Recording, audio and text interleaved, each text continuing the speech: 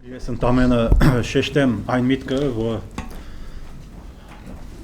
պետության և պետականության գովուստը պատմության ընթացքում դարբեր ժողովուրդների և դարբեր ազգերի համար հաճախ և ընդհանրապես չի նշանակել այդ ազգի, այդ ժողովրդի վերացման վտանգ։ Եղել են դեպքեր, երբ նման վտանգ ներկայացվել է, բայց ընդհանրապես պետության և պետականության գովուստը բարեբախտաբար այդ ազգերի բարակայում ազգի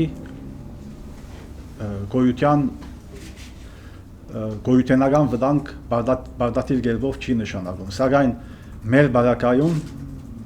ներկայումս 21-րդ դարասկզբին պետականության գովուստը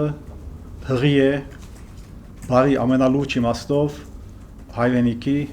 գովուստին և ազգի բազմահազարամյա պատմության ավարտին։ Սրանք լոկ այդպես զգացական զեղումներ չեն այս արտահայտությունները։ Մենք բոլորս գիտակից ենք, ես ինքս գիտակից եմ, որ մեր պատմության ընթացքում հայ ժողովուրդը, հայ ազգը ապրել է իր ֆիզիկական վտանգ,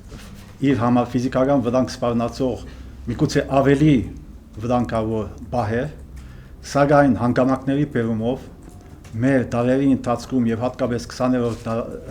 դարասկզբին և 20-րդ դարի վերջին փոքրանալու պատճառով և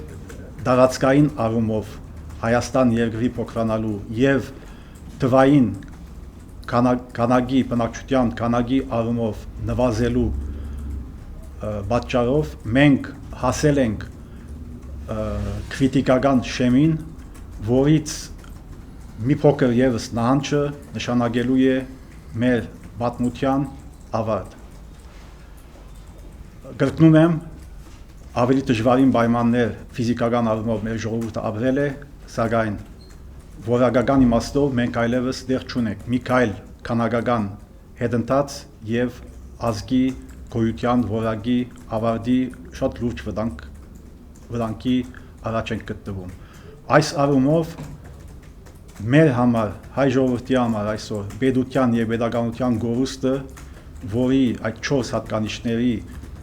բավարարված չլինելու պատճառով մենք գտնվում ենք այդ պետության և պետականության գովուստի ամենալուրջ վտանգի առաջ,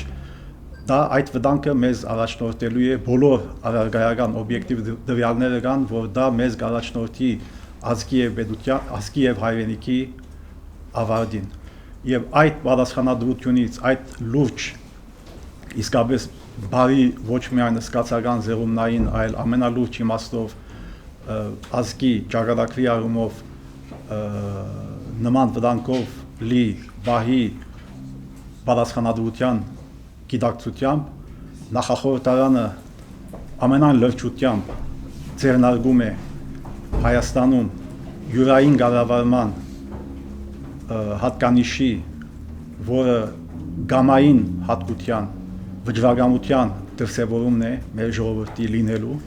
այդ հատկանիշի ձևավորմանը, որովհետեւ այդ հատկանիշը